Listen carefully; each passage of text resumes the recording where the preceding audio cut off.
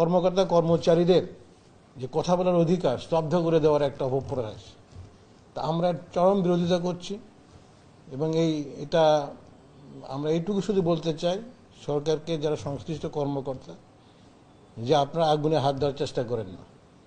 আপনারা যদি আগুনে হাত দেন তাহলে আপনাদের হাত কিন্তু পুড়ে যান। আর আমরা সব কথার শেষ কথা হলোই যেই সরকারের সাফল্য কামনা করি, আমরা ইউনূস সরকারকে সমর্থন করি এবং তার নেতৃত্বে দ্রুত গণতন্ত্র ফিরে আসুক, নির্বাচিত সরকারের হাতে দায়িত্ব আসুক সরকার পরিচালনার, তাহলে সব কিছু সমাধান কিন্তু হয়ে যাবে। কিন্তু কতিপয় এজেন্ট বলতেও পারি, আবার ষড়যন্ত্রকারী এই সরকারে